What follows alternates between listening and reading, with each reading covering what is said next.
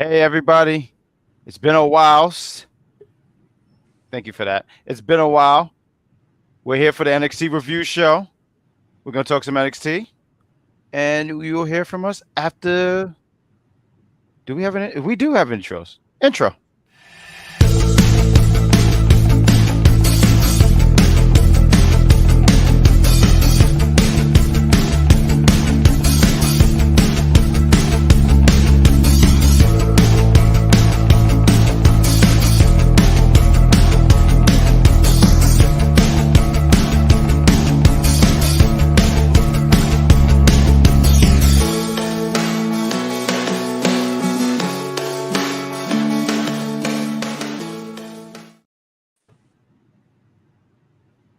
Hey, ladies and gentlemen, welcome to Unpopular Review, the NXT edition. It's Tuesday night, you know what that means. And hey, it's been a while, right, guys? I'm one of your hosts, Badguy Jack, aka the Great Grand Slam Pooba. I am here, and I'm joined with the Wrestling Doll, and we have a guest. It is the executive. So, executive. I mean, well, I was ladies first, but okay. This might be the theme of the show. Yeah. But guys, why don't you guys say how are you guys doing and what did you guys think of NXT tonight before we break down everything? Well, I'm doing fine, thanks. Having some minor technical difficulties with my usual source of recording, so I'm using a backup, which is why it's probably going to be a little bit weird in here tonight, but at least I'm here. And NXT was pretty fun, and all I can say is they did not hesitate to start with the action tonight, so can't wait to discuss. It's going to be a fantastic conversation. EC, what did you think about NXT? I thought it wasn't one of their better shows at all. I thought it was a little lame at times, but it did a good job of it did a good job of moving storylines along. But was it like captivating like that? No, it wasn't really captivating. But as we say on the show, it did what it had to do. That sounds like my catchphrase. Let's look in this chat. We got JL. He was the first one, and this is a shocker. Doing the NXT shows long enough, it's usually George. But JL was the first one, and he made it clear that he was disgusted that Braun Breaker didn't grace us with his presence. He says HBK has a personal gripe. Well, get in line. He has a personal gripe with me. We got George. He says he's shaking his head. NXT was pretty good tonight, especially the NXT Heritage Cup. We got George. He says, oh yeah, he was surprised too that George was beat. And we're gonna get more into these chats. We got George saying what up. We got Barbara. Barbara's right here. Charmaine saying what up. So let's talk about it. You mentioned Wrestling Doll. You talked about the Heritage Cup. That opened up the show. I think I said it plenty of times that the Heritage Cup don't really do it for me. I think it's the rounds that just don't do it for me. But the rules and such probably yes. For you. Because they do like very short matches, and they have like literal intermediate breaks to like cool off, and it's 6. You win by pinfall and submission. If it's a tie, a champion still keeps it, etc., etc. Yeah, like an episode of NWA with their 6-minute and 5-second matches that they have sometimes for their titles, which are interesting to say the least. And then people keep yelling that they want 5 more minutes. And they're like, no, we can't. The rules is it's 6 minutes and 5 seconds, which don't ask me why that is, because I don't even get that. Yeah, I don't. The rules don't do it for me, but sometimes there was something about Noam Dar and Chad Gable being put in the ring together. I said, we got something really interesting here. I think if it was a regular singles match, I would be much interested in it. But I thought they had some good stuff here. Round 1 is usually always to fill out. They fill each other out. They thank you for that. But they fill each other out. Round 2, there's a chant for Gable. Gable's getting chants like Kurt Angle. I thought that was pretty cool. Towards the end of the match, Dog gets help from Mansa. He kicks. He hits a kick on Gable. Gable then gets hit with the the Nova Roller. So he gets the first pin in round 2, and then round 3 it goes into picture in picture. And my notes for this in round 3 was there's an Aquaman commercial, which also tells me I got to go see the Marvels eventually because I have not seen that movie yet. Good movie. Oh, you saw it? I did see it. I think you said something like you mentioned. Okay, I gotta check that out. Well, he'll probably be reviewing it, so it only makes sense. Yeah, you just gotta review that at some point. Just waiting on somebody to see it. But round 3, I didn't really take notes because it was in picture-in-picture. I think I was more interested in the commercial. Yeah, when they do that, it's very distracting. Yeah, so the commercial's so big. Yeah. So yeah, I didn't get anything round 3, round 4. Noam Dar looked like he's going to get the win by count out, and he gets back in time, and then he gets Gable gets back in the ring in time, and he gets elbowed in the face. I thought that spot was pretty cool because it just looked slick. And I felt like in round 4, everything started to really pick up in this matchup. So round 4, I was kind of a fan of it. Round 5, Gable just said, "The hell with this," pins Noam Dar with the Chaos Theory, and then we get to round 6. Everyone is scrambling to try to get that final fall. Gable hits an ankle lock on Noam Dar, and then and it looks like Noam Dar is going to tap, but he's not. Then he sinks it in, talking about Gable, the ankle lock, and at the last second, or matter of fact, the bell rung, and I kind of hate this spot. I hate this spot because it's just. Then he tapped. Yeah, it was the bell, then he tapped. I kind of don't like spots like that. I feel like every now and then they were able to time it just right. And I think of 2002 Kurt Angle, Undertaker, that episode of SmackDown. I thought they timed it very well, but that's also taped. So maybe they were able to fix that. I don't know. But I just didn't like it. It was like after the bell, he tapped and he retains. And the rules are in the Heritage Cup is that if it's a tie, the champion retains. Right. Which is the first time that Noam Dar has retained the the cup, due to it ending on a tie. They did mention something because I did try to take some notes here. There was a spot where Vic says, "Never in the U.S. soil that we got to 6 rounds." I believe is what he said. My notes are all scrambled. I feel like I should take that. What he said. Oh, okay. I'm glad someone was listening to Vic because I don't. No, but that's yeah. Go to the roof. Right now, I'm pretty calm. Right now, I have some eggnog, so my blood pressure is pretty calm. Shout out to eggnog. But that's the match. Good job drinking water. But that was the match. There was a lot of shenanigans after the match. Otis got caught like Mandy Rose in Otis's arms, but instead of being happy, she screamed. Yeah, that's Otis is a comical guy. I don't know how anybody can not like Otis, but that's really the match. Shenanigans at the end. It looked like this is not the end of the Metaphor and Alpha Academy. I feel if this match was now a Heritage Cup match, this match would have been something I'm talking about saying these guys could go. I feel like these guys could have did something better, but I feel like Heritage Cup in the rules, it just doesn't do it for me. But I'll give you the floor first, Wrestling Doll. What did you think about it, then EC?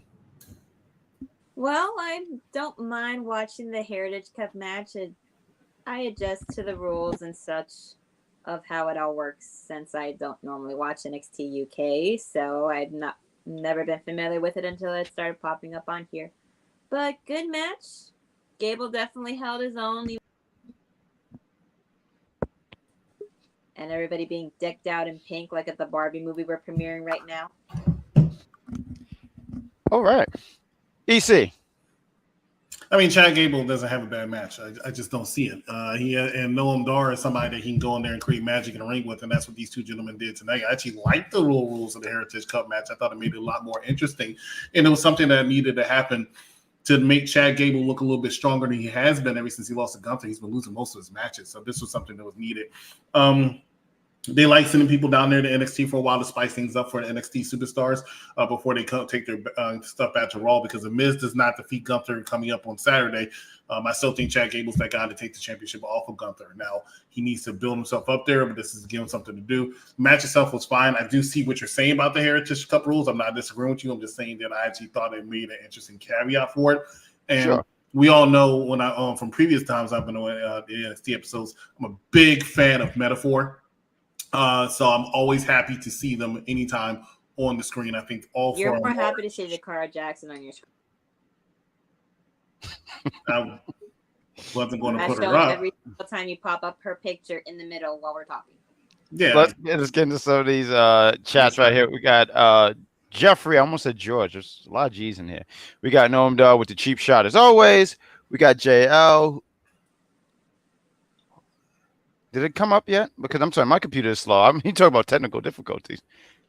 Oh, maybe it's a sign. Doll's disconnecting. Feels like 205 live title. That's from Todd. We got knows what he was doing. Hi there. Today is Tails the Fox birthday. We don't celebrate Tails the Fox. We don't like. We don't. I think we could all. We don't do that here. We don't do that. We don't like Tails the Fox. We don't do that. But thank you, H-Man, for that. It must be Sonic's birthday in order for him to be happy about that. And that's not June 23rd. Oh, just get all the girls. We got H-Man. How was the AEW Full Gear? Y'all had a review show yesterday, didn't y'all, EC? Yes, we actually had a review show. Mike Knox, myself, as well as Dice and King Vaughn were all on the Mike Knox show, which you can catch every single Monday at 6 o'clock, and you can watch it back on YouTube where we talked about it. But to answer his question real quick, I thought Full Gear was a pretty good pay-per-view that had a bad ending. I was at a taping for something completely different, so I was not able to watch it. I was also unable to watch the first few matches because I had my wrestling debut. Ooh, there we go. That, you know, my favorite part of that match was? So. When I was doing the chops? No, when you was getting chopped. I thought that was great. I loved every moment of that. I said, good. I round of applause for that. Good job. Good job. Good job. Hail Hydra. Don't watch it. Don't be rude. We got some. It's about to be. Say one more thing. I'll give you the warning right now. Don't you dare. Okay. Don't you dare. But we also have I see you, Jeff. Hi. Hello. Glad to see you, my friend. We got George who says JL Lash Legend. I don't know what was going on. We'll get back to that. No, but he's laughing at JL because he said that Lash is the star of the group. She's the star of the group? No, she's actually the weak link of the group, and I'm a fan of Lash Legend, but she is the least. If you look at anybody who has a trajectory in the WWE right now, I think Lash Legend has the least amount of upswing in there. I think I can see all of them progressing on Raw or SmackDown, and Lash staying in NXT for a little while longer. She has a better look than all of them because she's huge, but she still has a lot that she needs to improve on. And unfortunately, and I hate to say it like this, but when you have Jade Cargill on the roster, you have to do something that's going to make you stand out a little bit more. I think that's a fair point. The next segment we had JBL. He told everyone whose his picks was for the Iron Survivor qualifying match. You had Carmelo Hayes against Josh Briggs and Blair Davenport against Thea Hale. There was a segment also later in the night. I feel like we can rhyme it. Oh my God. Put it all together, round it all together. Tony D and Stacks, they were at a restaurant, which is revealed to be somewhere in the Performance Center. But they haven't dinner. I don't know what this lady's name is. This is new girl that's with them now. She was the one who gave the papers to JC Jane 2 weeks ago. I forgot her name, but she's new to this whole Tony D and Stacks group.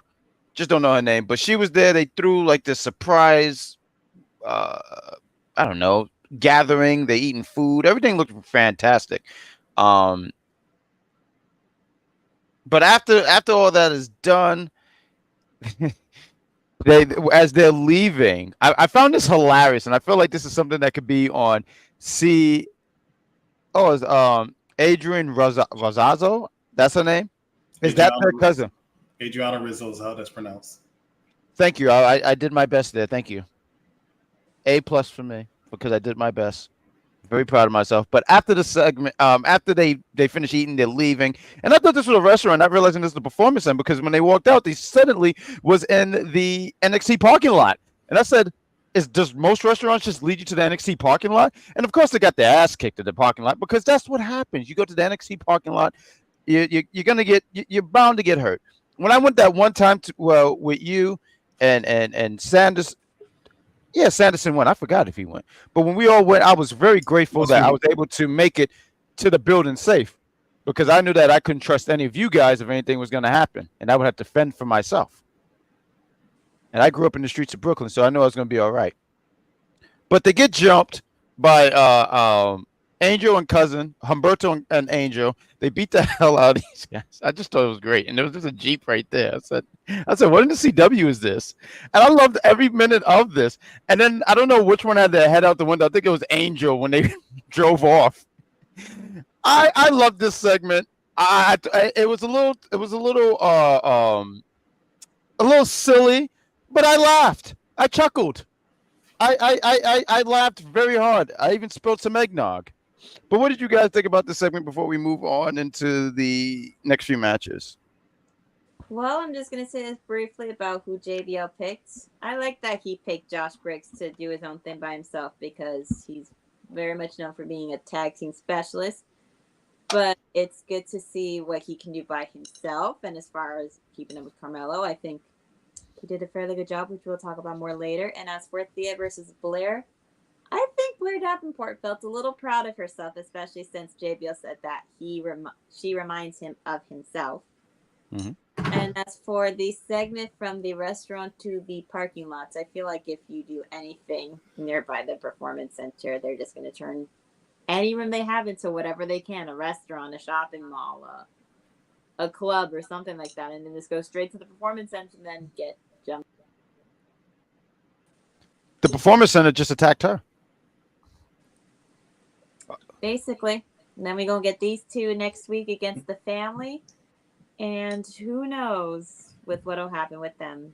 In the EC, you're scratching your head. What is the matter, sir? Are the mosquitoes Well, up there? no, it's nothing about About mosquitoes. Josh Briggs. It's not that. It's like, so I swore, and I'm trying. So I said, hey, I'm going to be on my best behavior this episode. That's what I said, right? No, you're not. I'm trying so hard to be on my best behavior, right? Despite, certain comments I'm seeing or Grow up.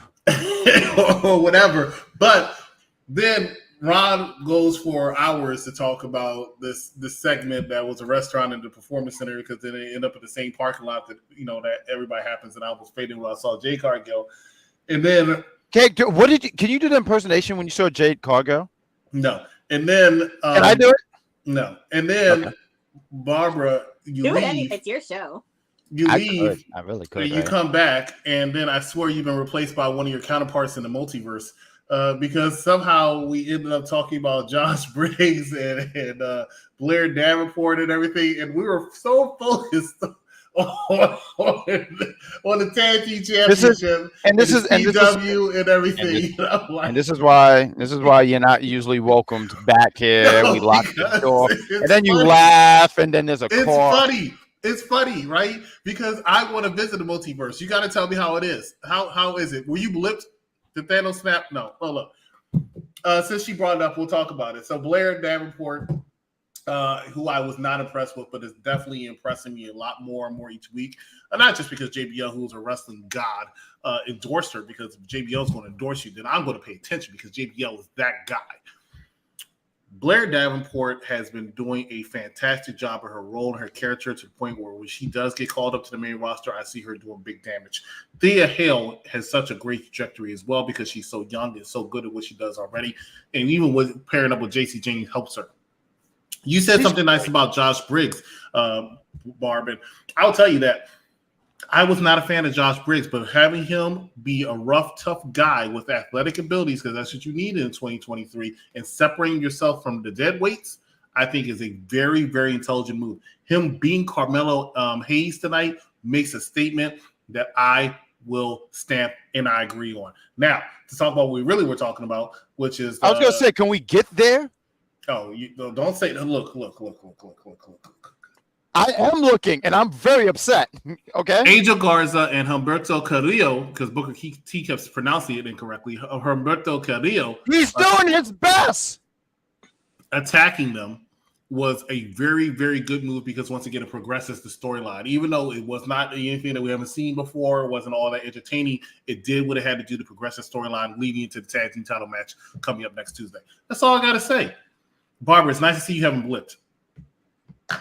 It's nice for me too, because I'm happy that it kept going for more than a few seconds. Bob, listen, you don't have to let this guy bully you around and whatnot. I mean, he's bullying me. I ain't scared. I'm glad. I'm fantastic. You shouldn't be. Trust me, I'm surrounded by wrestlers every other weekend, and I sometimes hang out with one. Yeah, this guy gets chopped one time, and now all of a sudden he's one of the 4 horsemen. They scare me. This one definitely doesn't. See how Thanos came? Because you're talking that nonsense? I can talk whatever nonsense I want. This show is already off the rails, not like it's never have. Xia Li has a opportunity at the NXT Women's Championship against Lyra Valkyria, but that match don't happen. Xia, who 24 hours prior lost to Becky Lynch, and a great match, mind you. We're going to talk about it. We're going to do what we're going to do. We're going to be talking about it on Saturday. Match with Becky Lynch. Oh, we are going to talk about Saturday. Yeah, we're going to talk about it. Yeah. If somebody shows up. I don't know who that's reference to us because this guy wants to be the funniest host so badly that even when he laughs, he coughs. He's trying his hardest to do Jim Carrey in the 1990s. Well, sir, I'm not impressed. What you could do is sleep next to a sponge and soak it all up. Well, damn, that was good. I need to. Jeffrey, 5 points for that one, please. 5 points. That was fantastic. But this match don't happen.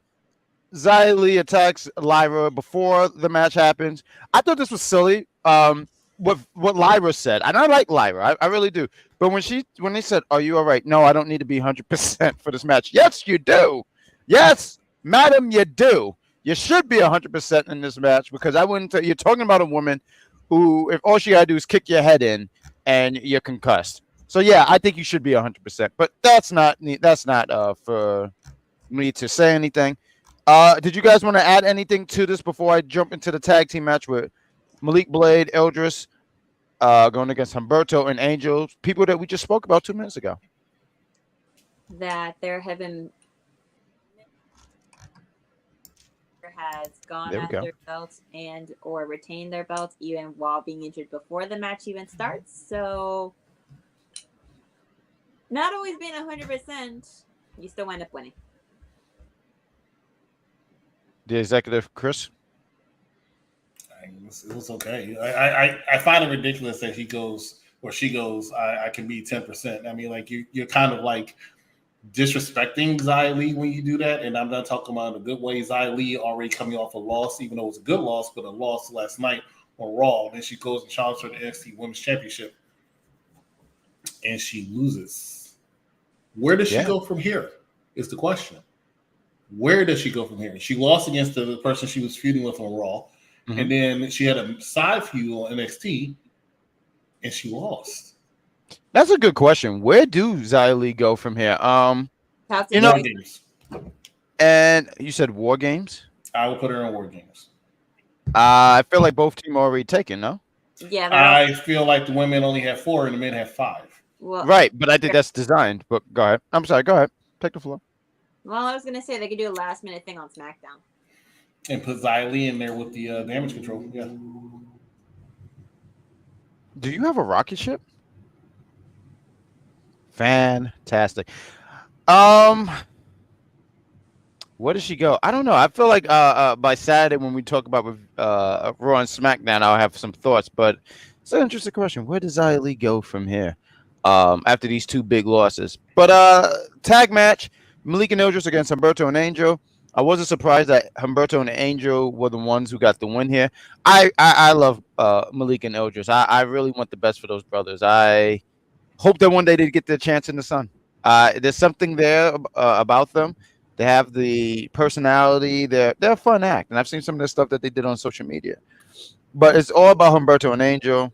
There was this really good spot. I forget who was holding who. I think it was Humberto holding either Malik or Edris in a seated position, and Angel just hit this knee. And I just thought they have such good tag team work. And been a fan of Humberto and Angel. I've even said, Angel is somebody who can be a solo star. I think there's potential there. I don't know if I don't think it's ever too late, but it feel like, that was years ago and he's just been paired with his cousin. But these two complement each other. And I just think they have something, they have good tandem. tag team moves together. So not surprised that Humberto and Angel get the win. Good for them. EC, what did you think? I'm a big fan of Humberto Carrillo. I think Angel Garza compliments him well. I've always been a fan of Humberto. And I think they're much more suited for NXT right now as a credible threat for those NXT tag team titles, but the same thing, It's not going to happen. As far as Edris and what's his name? I know it's Josh Dawkins. I know it's Josh Malik. Yeah, Malik Blake. Mm-hmm. I give them right now, unfortunately, the Kaden Carter and the other woman syndrome. Katana chance. I think they're on the same level right there. It's like they're really good. They know that they're talented, as in the higher ups know that they're talented, but they really just have nothing for them that's going to make it believable. So because of that, that's where we're running to. If they stick around and wait their time, sooner or later they'll get something. But right now, right, they just don't have anything for them. It's not that. Yeah, no, I could concur to that. Wrestling Doll. Match is great. I always have fun watching Malik and Edris go at it in the ring, especially from 2/3 of the hosts here tonight have seen Malik in action when he was a indie star known as Joshua Dawkins. Mm-hmm. And when this one can account for when we saw him at NXT 2.0 when he came out as Malik Blade, I nearly lost my mind. But match is great. Angel and Humberto always do good in the ring. They compliment each other, like you two said. You can never go wrong. I mean, they're definitely built. I've read somewhere. Well, I've seen a whole bunch of stuff on Dirt Sheet. Said they'll be the possible ones to come up to help team up with Santos Escobar for Survivor Series. I don't know if that'll be happening. It'll be cool if it does, but if it doesn't. I was hearing that rumor actually. I don't think so, only because Ray is hurt. So that was supposed to be the thing, right? Humberto and Angel join Santos. They create a new Legado del Fantasma or something of that caliber, and they go against Ray and Cruz and the other guy. Why would you do that? Who are you talking to? Either one. Why would you do that? Why would you give Santos Escobar a faction? I'm saying. I wouldn't give it. I'm just saying I've heard that rumor. I'm not saying that's what I want. I'm just saying that's what I've read. Yeah. I would do that only if, and hear me out. We have no choice. Correct. If Santos Escobar felt threatened, I would only do that if he was outnumbered. Yeah. He's not. Rey Mysterio's injured for months. It's only Carrillo. He already single-handedly beat up the two guys that I keep forgetting their names on SmackDown this past week. Single-handedly just beat both of them up like he's Brock Lesnar. I didn't understand it. They did beat him up. You know, these guys are just there to get their ass whooped. So it was like, what do you need? And then Zelina Vega, who's upset because he destroyed the family. Yeah, she has all the reasons to be upset. That's not why. And you're gonna stop acting like it's not true. That's not. No, don't do that. Don't do that. What are you gonna say? What are you gonna say? I'm like, here we go. Here we go. Upset that Santos Escobar took out her side piece. That's the only reason, right? Stop it. You really stop it. You have me here on Unpopular Review, the NXT review show, right here on a Tuesday night after 10 p.m. to sit here and defend one Rey Mysterio Jr. You have me doing that? Me. Of all people, defended the fraudulent Rey Mysterio. Stop doing that. Rey Mysterio does not get down like that. We already know that Rey Mysterio's bad because he's a deadbeat father, right? No, and I'm not disagreeing with any of that. Now. I don't disagree with any of that. I think he's a terrible human being. And I sat here and said, this would not happen to one Juventud Guerrera. I did want to throw that out there. That's my Juventud Guerrera reference of the night, and plenty more to be tonight. But, you sit there and you try to say Rey Mysterio like he's on an episode of Cheaters. He doesn't get down like that. He has a tattoo of a cross on his chest. If you pay attention to SmackDown for the last 2 months, you can clearly see the writing on the wall that these two are sleeping together. Did you see how much she protected or tried to protect Rey when he was getting his leg smashed? And then because Rey Mysterio's been getting his ass. Then, and I wish I had the video, and I might turn this into a commercial. But then, right? No. If you saw his leg was trapped in the steel stairs, right? And while his leg was trapped in the steel stairs, she rubbed over his leg and started to feel what other parts of it. Don't you do that to Zelina Vega. She's married. She's from Queens. We don't do that. You are disgusting. You're nasty. You're a very nasty human being. Timeout. Damn, where's my Jeffrey? He's my score. -5 points for the executive consultant. That is awful. $5 million for that shit. Gross. Yeah, you just you come onto this fun show and you just ruin things. Having me defend Rey Mysterio. Patooey. Now I got to get some more eggnog. TV show called Adam Ruins Everything. It's 30 minutes into the show. You know what it's time for. No, yeah, it's 10:41. That was great. Run a commercial. So next match, shut up. Next match, we have Carmelo Hayes going against one Josh Briggs. So before this match happened, Carmelo Hayes, he's in the zone. He has his headset in. He's just in the zone. And Trick is like, "Yo, I'm in the Iron Survivor match. This is your time, bro. I know Josh Briggs. He got an entourage of his own. So, I'm out there with you." Melo said, "Yo, I appreciate it, baby boy, but I'm gonna go out there by myself. I have to do this on my own. I have to do the solo." Trick says, "All right, I hear you, my guy. Good luck." Briggs tells the same thing to what's his partner name? I'm sorry, I'm blanking on his partner's name. Jensen. There we go. Jensen and I almost said Hayes. He tells them both to just stay back there, and they agreed to do it. You was mentioning some things, executive consultant. I usually don't like agreeing with you. I just get sick when I do agree with you. But I thought you made some good points earlier when you were talking about Josh Briggs getting an opportunity against Melo. I feel like everyone knows what Melo can do, right? Former North American champion, 2 times, I believe. Former NXT champion. He had this year was a really good, great year for Melo. But Josh Briggs, who is a tag team wrestler, who, I remember when I first saw Josh Briggs, right? He was in the breakout tournament. I forget what year. And it was something about him. So, this is a big dude. And then he does this thing. He teams up with Jensen, and they're like, I don't want to say the APA. That's not fair. But there was something about him, and I said, "Oh, okay, there's something there. He's a big dude." And I thought he showed out in this match. He showed what he could do. He's a lariat guy. I do see what JBL say when he says he sees a little bit of Briggs in him. I say it a little bit. There was this spot that he does usually, talking about Briggs, where he throws you on the ropes, you're outside, and then he just clotheslines you. That looks unfortunate. I didn't think Melo was going to win this match, but I was like, how do we go from here? How do we have Melo lose? I don't think we see him getting a count out. I don't feel like NXT do a lot of count out finishes. So seeing that they send out Lexus King come out, distract Melo, look like that's going to be a match at Deadline, helps Briggs get the win. And Briggs bust out a huge ass moonsault. Now I've seen big guys do moonsaults. I just didn't know Josh Briggs could do this. So I just thought that was impressive. Josh Briggs, I think him being in this match, it's going to be interesting to see. And I look forward to seeing what he does in this match where you have Trick, you have Dijak, and we have Briggs. So that's going to be interesting to see. But Wrestling Doll, what did you think about this match? I enjoyed getting a chance to see what Briggs can do by himself. Very repeatedly, he is a tag team specialist, which if you hear that all the time, you're going to get irritated and you're going to want to show what you can do by yourself, which is exactly what he did. And he definitely was able to handle himself and prove himself as a worthy adversary against Carmelo Hayes for his first solo match of this year. And definitely seeing him do a moonsault was pretty entertaining. I mean, we're used to seeing him get all tough and aggressive, like strong kind of thing. And then we got the appearance of Lexus King come out and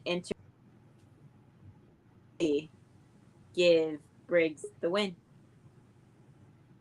Not sure what all that's about, but hey, if we want to start a feud with somebody, might as well feud with HIM him.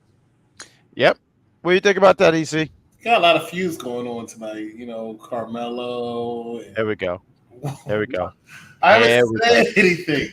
I know you, Christopher. I already know where this is going. Go ahead, make your little pun. Go ahead. I see where this is going. Carmelo and Lexus King, the Carrillo and Garza and the family, Barbara and being able to be on for more than 10 seconds while she's making. See, I knew it. Do Well, not do this. My part is using my iPad because my computer's being ridiculous. Listen, Wrestling Dog, you don't have to explain anything. He's just trying to take over the show with his. How do you have lights with your name on it in the back? How do you even have that? Does that light up? It does light up, actually. But, the thing is, Wrestling Dog, here on Unpopular Review, we have somebody called the technician, right? If you take your computer to the technician, he might be able to fix it. Or I can ask my brother-in-law to do it for me for free. Well, the technician could do it for you. Right. No, this is what we do. Right? But either way you can do that, and that way when I'm having a conversation, you don't cut out. But anyway, look, check this out. Mine is pretty. We're doing this on the show? Mm-mm. Oh, okay. So I'm not impressed with Lexus King yet. There you go. I just have to say, you have the most aggressive table I've ever heard. Go ahead, Wrestling. Lexus King hasn't done that much to impress me either, as far as like in NXT. He had one match with literally one of the top jobbers, one of their top enhancement talents that they have right now in Dante Chen, which it doesn't say too much if you're putting yourself out there in the NXT universe. Weren't we there for that match? No, but we were. I haven't seen you since 2020. I think it was. No, we were there for that. No, we were there for that. Very popular. No, he was when his music played. To put people over. That's the thing. But no, it was impressive just being there because they never won anything in the NXT ever. Who are you talking about? Dante Chen? Yes. When's the last time he on the hearts of the NXT universe? Besides that. I'm not even gonna lie, that was pretty damn good. Easy. He won the hearts of the NXT. What was that narrator voice? Watching match and people were cheering for Dante Chen. I'm like, what is going on? Everybody. That's what I feel when you do that. Shut up. But anyways, I hope that Lexus King, who is trying to get away from the Brian Pillman Jr. Varsity Blondes, that's exactly what Wrestling Doll's computer said. Can see give something new. Yeah, click those comments. Do something useful except of being a jerk. I am not being a jerk. I am making observations. Look at this. He was backstage last week with Belmont with face paint. And here it is. Hey, past his bedtime. The Mike Knox host himself. Mike Knox is joining us. Well, is that Mike Knox himself or is that Vaughn? No, that's Mike Knox. Okay. No, because the nerve of Vaughn yesterday when we were in the chat. I want to give you credit, executive consultant, and I'm not a bank to do that. But you played this commercial of me displaying my disdain for Scooby-Doo, and I think he was the only one who was like, yeah, he has a good point. And I appreciate that. So when you have Vaughn says, you took an L for that, I got that from Vaughn. The nerve. Not nice, Vaughn. Well, the only thing I have to say to you is, of course, but speaking of which, Mike, how do I know it's Mike Knox? This is how I know. Because he's bad. That's why. Because it says me, and he does it in all capital letters, so he's shouting. Right? He's shouting. He has to shout. Of course he has to shout. That's his thing. I laugh at the group chat every chance we get. And you read something, he says, "Good morning." By the way, I checked. Mm-hmm. Josh Briggs 20 breakout, the 2021 breakout tournament. Yes. With his first opponent being Carmelo Hayes, and Carmelo beat him to eventually so now he gets his one over Carmelo. That's a good job. Good job, Wrestling Dusty. It has come full circle. Speaking of full circle. What was that, a laugh? What the hell was that? Laughing about my iPad cutting me off for the 20th millionth time tonight. It was just funny because I thought we missed your point because it got cut off. But you bounced back nicely on that. No, absolutely. No, a lot of people don't get a chance to. A lot of people have a lot to say.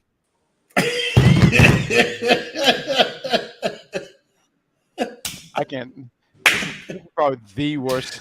Listen, guys, if you guys are watching right now live at I that. apologize to everybody, but I am trying my hardest. No, you don't have to apologize. Well, I see worse. It's fine.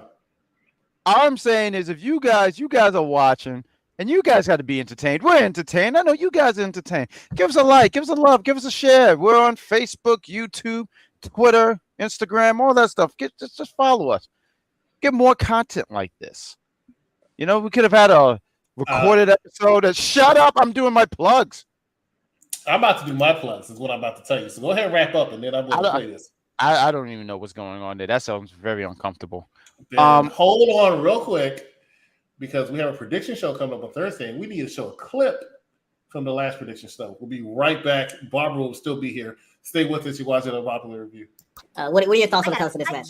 I think this is the world's worst. If there's an award at the end of the year for worst booking decisions, it's got to be for this build, because there's nothing but stereotypical racial tropes throughout this entire angle.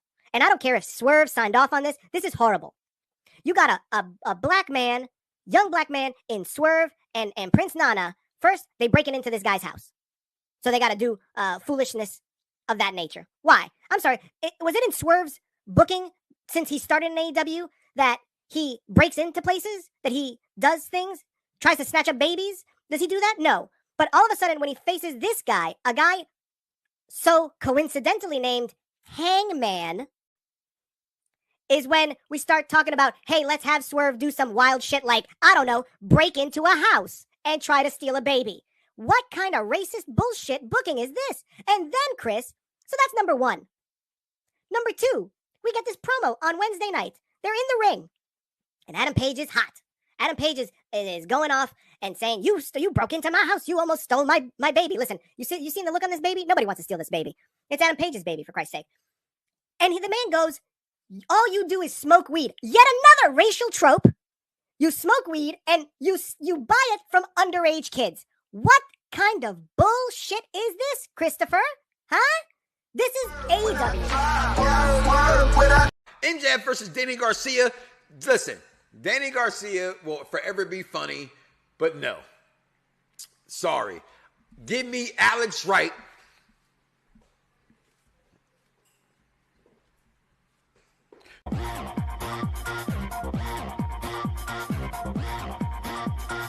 Das Wunderkind over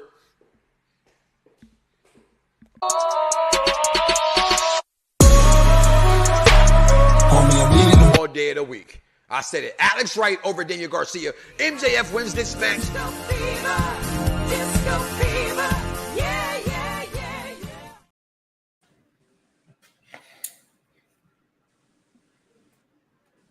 You know, I'm glad that Jeffrey asked the big question: who edited this? We're talking about Steve sounding like one of the goddamn chipmunks. We're gonna stop doing stuff like that. But I do want to sit here and say Mike made some fantastic points talking about Alex Wright, because he did have the moves. So yes, shout out to Mike Knox for knowing wrestling in the 90s. I knew about Alex Wright too. If Mike Knox was here, he would have said something to me over the lines of, "What do you know about Alex Wright?" Like, dude, I played WCW NWO World Tour. Stop it. Chris, take the floor. The show is yours. Well, I'm just joking. No. I'm just joking. Get the fuck out of here. So the next thing we had Von Wagner and Robert Stone. I liked this. This was nice and wholesome. This was a nice holiday thing. Robert Stone invited Von. Von came with his black tank top. He said that was his best tank top at that. And he brings in these brownies that someone on Twitter pointed out. Not only did he not make these were brownies like those, God, I forget the brand name, but they were not made. And I thought that was fantastic. His wife makes a fantastic meal. I forget everything in this meal, but Von points out, oh, there's no asparagus. I like Von Wagner, but how do you not like asparagus? Asparagus is great. It's top 5 vegetables. Don't you guys agree? I disagree. Oh, you Wrestling Dog? You guys are disappointing me tonight. Wrestling Dog, you know, we're going to win Best Duo of the Year. Every week.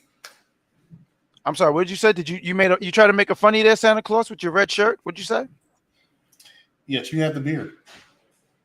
Because I can grow one. Oh, we got someone named MSD Spooko. Disagree respectfully. I don't know what you disagree about. You hate asparagus? Talking about you guys don't have taste? How do you not like asparagus? Anyway, let me watch the segment. I eat it too. That's why I'm so strong. But I'll carry on. Let me move on. Stop! You're distracting me. I'm trying to be a professional. He talks about he don't like asparagus. He's interacting with Stone's kids. They talk about some kids with bullies. He says, "You want me to go up there?" Stone says, "Nah, we don't do that here. We don't do that." It was just a fun segment. You know, the kids stared at his scars and stuff, and he I forget what he says, but he interacts with the kids. It's just a fun segment. I didn't take this too seriously. I just thought it was fun, and it's a nice way that they're trying to get Vaughn over. I don't know if it's working for Say.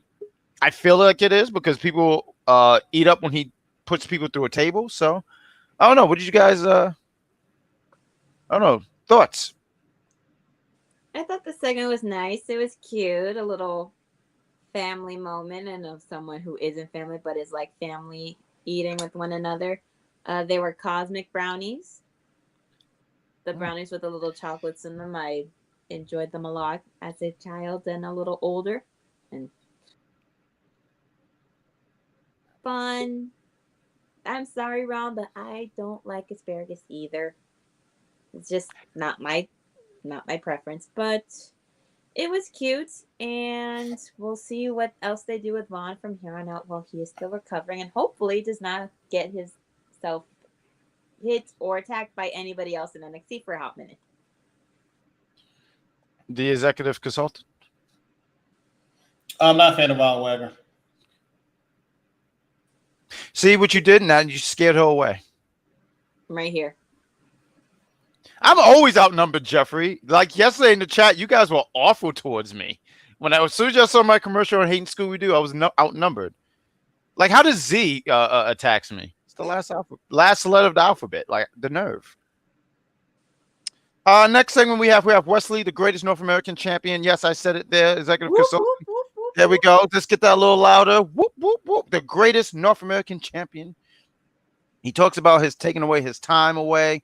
He talks about finding himself as when he was champion, and he will do anything to win back that North American championship. He talks about the Judgment Day always having Dom's back, and the only reason why Dom is still champion is because of Judgment Day. He also says Judgment Day. I always laugh when everyone keeps saying the Judgment Day have all the titles. No, they don't. They legitimately do not have all the titles. Like, they don't. They legitimately do not have all. Undisputed tag team championships belt, the women's championship, and the NXT North American championship belt. They don't have the undisputed championship belt, the Intercontinental championship, the United States championship. They don't have the NXT championship, the NXT women's championship. Go ahead, keep naming them. Keep naming them. Keep naming them. Because even the bloodline is that we have. The ones that I could name now are retired. Fantastic. But they say in there, but he says these things. He says that then Dominic comes out. He says the worst NXT North American champion we've ever had. There we go. Yeah, you heard that with the? She said the worst. And the one who wins the same way that Roman wins about 80% of the time, with cheating and interference, because Dominic can't win by his damn self. That's right, Wrestling Doll. That's right. You hear that? He can't win it on his own. But Wes, he says he'll do anything to get another shot. What Dom was like, word? I bet. So you're gonna have to go against three other former North American champions. At first, I thought there was going to be some kind of gauntlet where he faced one and then he faces another one. But this looked like it's going to be a fatal four-way. So next week we have Wesley going against Johnny Gargano, Big Bronson Reed, and Cameron Grimes. I'm missing him on my TV. Yeah, this one probably doesn't, but I'm missing him on my screen. I feel like he was on an episode of SmackDown not that long ago. This past Friday. Was with. Oh yeah. And that's it. Who'd he face? Baron Corbin. Oh, he really? Baron Corbin was on SmackDown? No, yes, he fought. faced Cameron Grimes, and Cameron Grimes beat him very quickly. And that was the Right. most we had seen of him after a hot. Yeah, you have to understand you're talking to multiverse, Barbara. He fought Grayson Waller. Oh, okay. That's fine. Whoop-de-doo. So yeah, that's setting up, and Dom made it clear that if he does not win, he doesn't get another shot at the North American Championship. This looks like that's going to be. Wesley is going to win. And Yeah, which. Dominic. Oh, I see. That looked like that's going to be a match at Deadline. It is then at Deadline. Mm-hmm. So we got that. Before I break down into, are you freaking serious? That is all. I'm waiting for David in the background saying, "And we're taking off." Like, what the hell is that? Is Dom Toretto in your house? So I didn't get to talk about Wesley and Dirty Dom. So we're gonna do it right now. So Wesley comes out and he's talking, and I'm like, he comes out and I say, and immediately I thought about you, Wrestling Doll. I was like, oh, I'm sure she's really happy she gets to see Wesley. Nobody else remembered that he existed, but he just lost to Baron Corbin, right?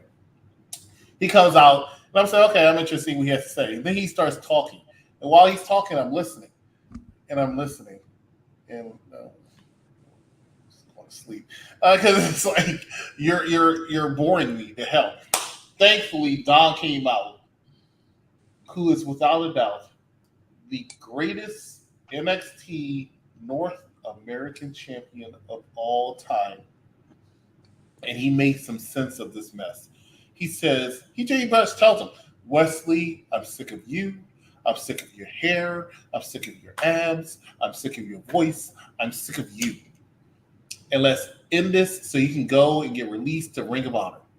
And that's why we have this match next week where they're bringing out 3 people for the main roster, mind you, in order to defeat Wesley and finally get him off of my TV screen. He was a failed NXT North American champion.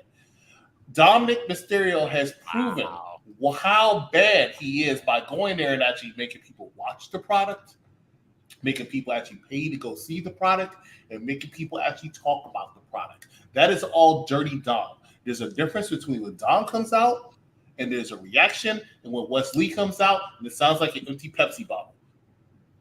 That is what I'm trying to tell you. That is what you need to try to understand. There is no way in hell that Dirty Dominic Mysterio is going to lose the championship to Wesley. Wesley is probably going to take the L next week. Cameron Grimes is going to be that guy to go and face Dirty Dom at Deadline. That's why. So that is my thoughts on that segment. Dirty Dom's talking. I was excited. Wesley talking. And I'm looking and I'm trying to be interested, and I just can't do it. I gotta say, I hung out with Steve over the weekend, and that hat is really nice. Sorry, Jack, to cut you off, but I had to say this.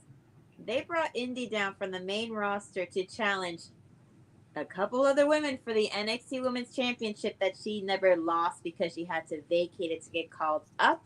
And what happened? She lost the match, and now Lyra is the new NXT Women's Champion. So just because you come down from the main roster to fight somebody in NXT doesn't mean you're going to win. You could lose too either way. Xia Li lost tonight. Indy lost not that long ago. I hope Big Bronson Reed hits the tsunami on Wesley. I don't care what you say. I hope he does. I hope he just climbs to the top and just falls. You know what I could kind of see happening here? So I can't speak for Bronson Reed because he's the heel. But who's to say that the baby faces doesn't want to even take part in this match? You got Johnny Gargano and Cameron Grimes, who might just even walk out of the match. Well, because I don't see them laying down. But DIY with Tommaso Ciampa again, so there's no need. Johnny Gargano is slow, and Tommaso Ciampa are slowly bringing DIY back, so there's no. They are back, yeah. NXT North American Championship belt again. No, I can see them even saying, "Why would we do anything for Dom? Dom isn't a heel faction. Why would Johnny Gargano agree to do it? Him and Grimes agreed to do this because they'll get a title shot. They don't need it. They can sit here and be like, Johnny 205 needs a title shot. It's called the Tag Team Championship belts with Tommaso. Which he is not he's nowhere near getting an opportunity for. So next segment, moving forward, there's this big controversy going on with Andre Chase University. They dropped the tag titles last week. Terrible move. I found it unexpected. They dropped these titles last week. We don't see Andre or Duke there, but Thea's there with good friend JC Jane. She's fantastic. JC says, "Don't worry, I got your back." Thea, who has been at odds with Andre for the last few months, is kind of worried, like, "Oh, I hope all is well," and he's usually here. But she has a match against Blair Davenport, and this is for a spot in the Iron Survivor Challenge match. So Thea Hill comes out with JC Jane. Thea, when she originally comes out, she comes out to the Chase U music, to which JC was like, "Ah," and they play her music, which is great. My point is, everything JC Jane does is great. Blair and Thea had a pretty okay match. I thought it was all right. The story in this match was Thea, who's representing Chase U, but the Chase U crowd or that section are just not cheering for it. They are so... They're losing faith in their university and their head of the university / teacher, Andre Chase. Yeah, so they were saying that Andre would speak. Now, maybe I missed something. Did he speak? Because I don't think we got that at all. There we go. As of what is happening. We didn't get that at all. No. So he didn't speak, right? I did like the video beforehand. It was like on some TMZ. Andre Chase, once a really good teacher, then is under investigation because he did something slimy. Chase U wants a recognized organization. Now, crime syndicate area. I thought this was great. I fell out. There's stuff like that just makes me love NXT. I was just waiting for them to interview Andre Chase's mother, and she could just sit here and go like, "Yeah, I remember when Andre was such a good student. I don't know where he went wrong." And then you just see this flashback clip of him listening to like 2000 hip hop. I don't know. But yeah, Thea loses. She's distracted. Blair was the right decision to put in this, choose the right person to win and to be in this Iron Survivor match. So, Wrestling Doll, what are your thoughts about this match and the stuff with Andre Chase? I thought it was a good match. I'm not going to say it was the absolute greatest match I'd seen, but it was definitely great for both sides. And like you said, Blair is the right call to be the one to get put into the Iron Survivor Challenge. Nothing wrong with Thea Hill. However, she has been pushed a lot, and Blair had done nothing but take a few losses here and there, but also get a couple wins, like over Gigi and stuff. And now is her time to show what she can do, even more to the people at Deadline. EC. Blair Davenport's story. And when I mean the story, I mean the actual storyline is going to be more involved with Thea Hale and JC Jane. But when I say the Blair Davenport story, I mean, like I said, she has a trajectory. She's the one that's going to get called up sooner rather than later. She's the one that's going to make an impact. I'm not saying she's main eventing WrestleManias anytime soon. She's not Tiffany Stratton. But I definitely do see where she is going to make a name for herself. Blair Davenport is the truth. She has my stamp. Wow. That's big praise. Her on the main roster, I do have to say that I think that would help. That would help that women's division. Which women's division would you put her in is the question. Oh, that's what would you put her? Actually, both women's division, as strong as they are, SmackDown and Raw, I think both of them are lacking certain things. Raw lacks a lot of credible baby faces, where SmackDown's lacking talent, period. They only have damage control. I could kind of get what you mean, because when you look at the War Game match and you're trying to figure out who that fourth, they brought in Becky Lynch from from Raw, and they only had them approach 2 women backstage, and both of them got attacked immediately. But it was just 2. Yeah, because it was just Damage Control tells them, find a partner. No, we're gonna attack everybody so you can't get nobody else. But the thing is, it's like you only could go after 2 of the women. 2 women. That's all you had. They couldn't. It wasn't. That's what I'm saying. It's very limited. I think over SmackDown. Do you think it was a bad move to make Asuka a heel? Because I love what they're doing with her and Damage Control. But I was just gonna say because they don't have a lot of baby faces. No, I don't think, and I see why. But realistically speaking, because of Bianca and Charlotte, I mean, you don't want to keep just going to this rotating door. It needed to get something fresh. It's the first time Asuka's really getting booed as a heel because every other time she's a heel, she still gets cheered like a face. I think it worked out very well. When Bayley gets kicked out, that's going to even up the babyface playing field anyway because she is going to get kicked out soon. What I would do. And I'm not saying they're going to do this, but what I would do is I would actually put Mia Yim in that faction as well. Because Mia Yim's not doing anything with the OC. I don't even know where AJ Styles is. It's taking too long. Like he just came back from the longest injury he's ever had or something like that. And like a month and a half later, he's gone again. It makes no sense. Well, 2 months later. But I would take Mia Yim out and put her in Damage Control. You would put Mia in Damage Control? Mm-hmm. Don't you kick Bayley out, put Mia Yim in. Huh. Interesting. Never thought of it. The next segment we have Baron Corbin and Dragunov. I thought this was well shot. I did enjoy Baron narrating this. He talks about the different lifestyles between him and Dragunov. He says, Dragunov he came here to America. He lives in a small an apartment here. I said here, a small apartment in Florida. And he says all he does is train. He stay away from his family, and he can only talk to them via iPad. And he also talks about the style that Dragunov fights. You know how intense and how his body and everything that his body been through. Then Baron talks about his lifestyle. He mentions like he's have generational wealth. He could kiss his wife and kids, and talked about all these things that help make him who he is now. Talking about being the lone wolf, the what was he the time when he was wearing the suit, all these different characters that he was that has made him now who he is. Because he said something about the ships. I digged it. I thought it was once again well shot, and I thought Baron Corbin did a great job narrating. I thought he might have a future in narrating. So, what did you guys think? Once Baron Corbin can't wrestle anymore, he'll have a great future as a voiceover actor. Hey, I'm telling you. EC. I think he has a great future as a producer, more because he knows how to tell stories and he's very good at that. I'm a big fan of Baron Corbin. I always have been. I would like to see him be a credible threat to defeating Ilya Dragunov, and I would be upset if he did defeat Ilya Dragunov. I'm not saying it's going to happen, but we have a guy in the chat and wanted to make sure that we highlighted. It looked like he's new. Hopefully he went up because my computer is awful. I don't watch NXT. Was this a good show? It was a fair show. I think there was some good and there was some things I just didn't care for, and I feel like that'll be the next thing that we talk about. But there was some good things in here. I would recommend giving it a shot. Talking about things, we had Eddy Thorpe against Charlie Dempsey. I'm not gonna lie to you guys. I was not interested.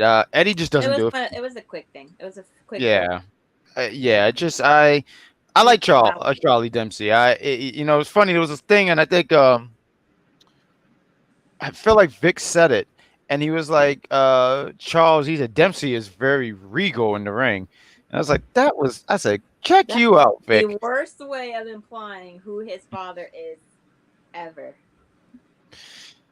I thought it was to hide the fact of who these people are related to. It's just like I think down the line already. Just say it. I think down the line they'll eventually mention some with Charles Dempsey. I don't think they can mention William Regal. Like they can't.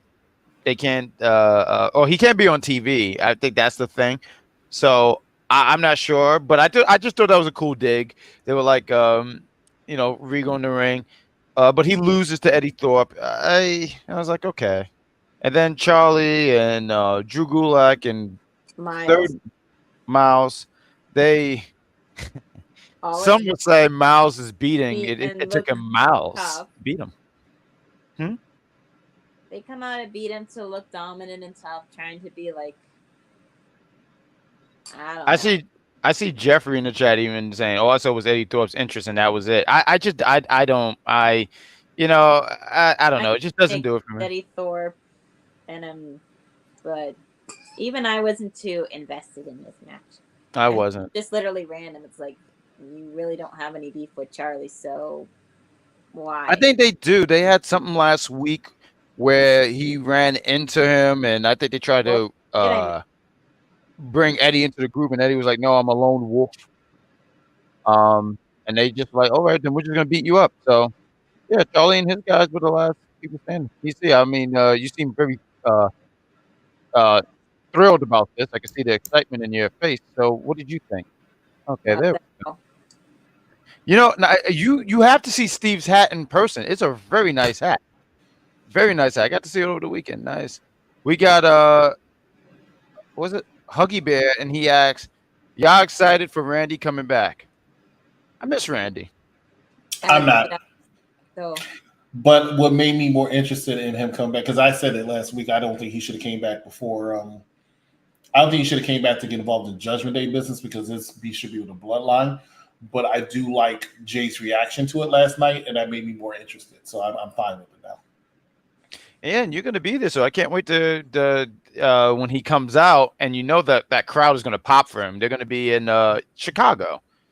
Yeah, so I will say that this might be the loudest entrances of all time. What I mean by that is when you think about the 5 people in this match and their theme songs, right?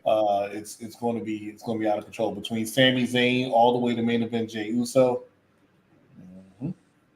Seth Rollins, Cody Rhodes. Come on. Yeah, I think that babyface team alone. I think they did that on purpose. Because it's 5 of the most sung songs in wrestling right now.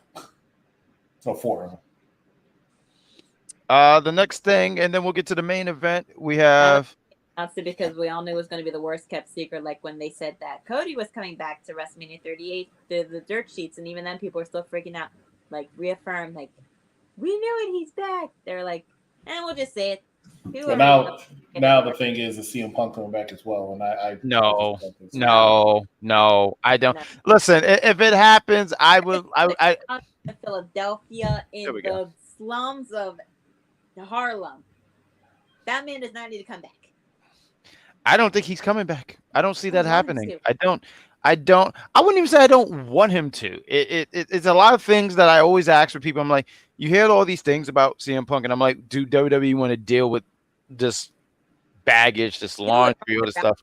Just go back to indie wrestling. Well, you go back to indie wrestling in the sense of CM Punk. She's just starting. We have Miss Grace. She's fantastic. She did this. Talk about how she's not happy. Basically, get beat up, but that she still loves us all. She's trying so hard to be so nice, but wants to yell at us so badly, but can't because that's not very pageant-like. That is a woman with manners. Great job, Santina Morella, who raised her daughter to have manners. In indie shows, so we're familiar with her. Oh, is she familiar with her? Yeah, she's fantastic. Yeah, she was an indie star before being officially signed to the NXT roster. So I love that she mentioned. She said, "Yeah, and by the way, you guys need to wear soap out there because when I was out there, she's really good at what she does. She has beef with Carmen Petrick. She has beef with her. You know, one of the things I like about NXT, they just give everyone something to do. So I think that's fantastic. Main event. Let's talk about this main event and let's call it a show. Can anyone hate? How do you? Hate Ariana. If you're a good enough heel, even if you try to be nice, you can get people to hate you. Because like I said, when we used to see her wrestle, she was predominantly a heel. Yeah. I had no idea. I still have a video on my channel, so. There you go, and you can check that out. Their different name. You can check that out. There's a link to go to your YouTube channel, which is continuously growing. What number are you up to, madam? 955 subscribers. Oh, Let's keep that number going up even more. Main event, we have Xia Li going against Lyra Valkyria. Yeah, I don't know. This match didn't do it for me. I don't think it was awful. It just didn't hit for me. I did want to mention something. I forgot to mention this earlier. Was Booker T when he mentioned when Xia Li attacked Lyra? I loved when he mentioned should have drunk the tea. I popped when I heard Booker T say that. Booker T says some gems. You guys gotta listen to Booker T.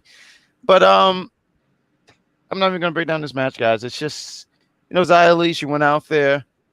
Lyra beat her. Lyra showed that she has heart. It would have been very bad. I don't know if it would have been bad. I would have been shocked if Lyra was to drop the championship in her first title defense. Part of me was even thinking, because I've been seeing lately, we mentioned Dante Chen, Boa as well. And are they trying to reform? I forgot what that group was named. But I was thinking something like, oh, what if they're trying to reform that and they're helping Xia win? But that didn't happen. I was fantasy booking in my head, as you guys could tell. But yes, they were a part of that. I forgot all about that. Yeah, look at You that. kids used to make Boa jokes all the time. I remembered. There we go. Look how excited he is. You see the smile? He's like, I remembered. I Because did I it. completely forgot about it. And then it says like, I see it. Oh, we got someone in the chat. It looked like we try to get the newer people here, but we got. I'm just gonna say John, but he said this Saturday is my girlfriend, and she's taking her to Survivor, like the Allen. Nah, I'm just kidding, guy. I know you mean Survivor Series. That's cool, man. That's fantastic. Awesome stuff. We got New H Man. Oh, you there, Wrestling Doll? We have New H Man. He says he likes your hair, Wrestling Doll. So natural. This was the hair that was hidden under that wig on for that Halloween show. There we go. There we go. This is the team name. Jeffrey just put it up. Yeah, I'm not even going to try to pronounce that at all. Don't worry, we won't do that. There we go. We won't do that. But what did you guys think about this main event? We'll start with you, Wrestling Doll, and then the executive. You take the floor. I mean, I don't really have too much to talk about. It was fine. I mean, she did exactly what I thought she was going to do, even though she wasn't at a quote-unquote 100%. She still won and defended that belt. And I'm happy that they gave her a title. She's had it for a while, and she didn't lose it right away to somebody else for no random reason. There we go. She didn't lose it. Rick Williams, why give him the belt if you were just going to give it back to Dominic after 3 days? Yeah, that was very upsetting. That was very upsetting. Should just let Dominic the belt if that was what was going to happen. We got Good Chris in the chat. He said, I didn't watch NXT today. Well, I mean, we're just glad that you're here. So thank you. I'll watch it on Hulu the next day. Yeah, watch it. What you call it. And we got New H Man who says, Happy Thanksgiving, Thanksgiving Eve, which is tomorrow. I look forward to eating. So the next time you see me on the show, I'll be rolled in here because I'm going to be fat that day. EC, I know you've been holding all your thoughts in. You got your index finger in your mouth for whatever reason. Please take the floor as you stare around. I mean, are you seeing people? Is that what happened? No, you're not making sense. When I have talked I about this match earlier. Xia Li took this L and she shouldn't have taken this L. She should have looked a lot stronger, especially after coming off her loss yesterday, where she looked strong in it, but that was Becky Lynch. And actually, I still wouldn't even have had her to lose. I would have had her to hit in disqualification. But I just don't know what Xia goes from here. The match itself wasn't as good as it should have been or could have been. So I'm not a fan. And I'm a huge fan of Xia Li, not just because I found her hot, but I'm a huge fan of Xia Li, and I want to see her succeed. I think she can succeed. It's just something about her booking does not click. I'm sorry, I was laughing at the chat. Yeah, Bucky has for her. I'm laughing. No, because George has been out of this whole episode. He pops out of nowhere. Jeffrey said, George, you went on a long bathroom break. That's just, what did you eat, dude? George did say that Lola. Nah, I don't think so. Which, I don't think that you should do that with Lola. Even if Lola cashes in, I don't see that being a successful cash in. Just don't. Listen, I don't think. I y'all don't just like think. Lola. She's one of the I don't think new it's her hot- time to do that. But give her time. Yeah, She- there we go. Not that long ago. What do you want her to do? Cash it in as soon as possible? Listen, we've already had too many people cash in so soon, and we only have one or two take time as far as cashing in. We don't need another quicker cash in. Give it time. And as far as having her lose like that, especially with what happened yesterday, it should have been no DQ yesterday, like this one said. I agree. I was kind of looking forward because I said, and I know we'll talk about it on Saturday. We haven't even figured out a time yet. I guess we'll talk about it after the show.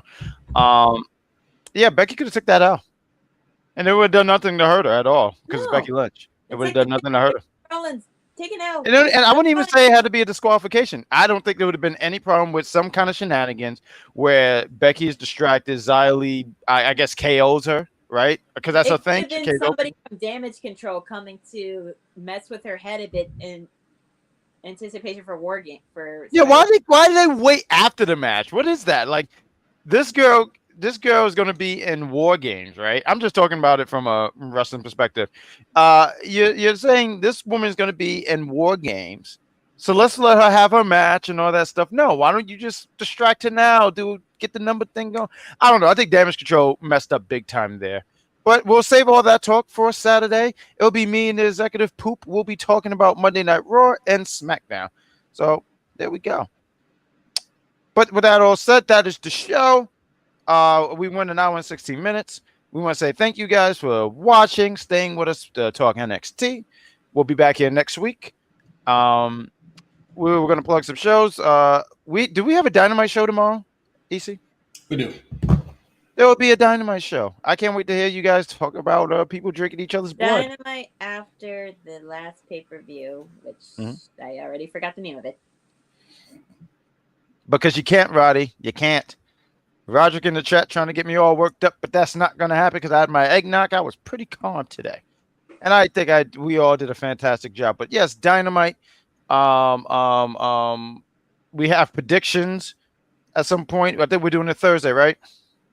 We're doing it Thursday, Thanksgiving. So we're not doing it Thursday. We are doing it Thursday, Thanksgiving. Oh, no. Okay, cool. I'll have a turkey leg in my mouth. I think that's about all the plugs. And then there's also the entertainment stuff. There's a link to shoot right there if you guys want to see some entertainment. And Wrestling Doll, you have a YouTube. Yes, I have my Fantastic. Central, where I go throughout Central Florida and occasionally the South, record wrestling matches and put them up on my YouTube channel. I'm at the 955. And Unpopular Review Wrestling is 8 away from hitting that 1K. Oh! Love wrestling. Oh! Get it up to that. Help us out. There you go. Fantastic. Let's keep that momentum going. I have a podcast. We didn't do anything this weekend, but we should be back to do the Big Pot Theory podcast. It's an audio podcast. I spend a lot of my time talking about the great Juventud Guerrero because he's fantastic. Also, shrimp tacos are fantastic. If you want a taco review thing, shrimp tacos is the way with a nice can of Pepsi. Oh, that's it. I don't have anything else to plug. Yeah, neither do I. And here I thought this one would have had something to say to help finish the show. Y'all already plugged everything. All right, so get ready to do some production work here. So, oh wait, it's George's birthday. George is having a birthday. But we want to say happy On birthday. Thanksgiving. On Thanksgiving, happy birthday. I hope that you get turkey. I hope you get cake. And I hope you get some ginger ale because you're going to need some ginger ale after all that. And that's it. And that's the show. So get ready to hit the out cue. We're going to say bye. So I want you to do. There we go. Thank you. Thank you for that.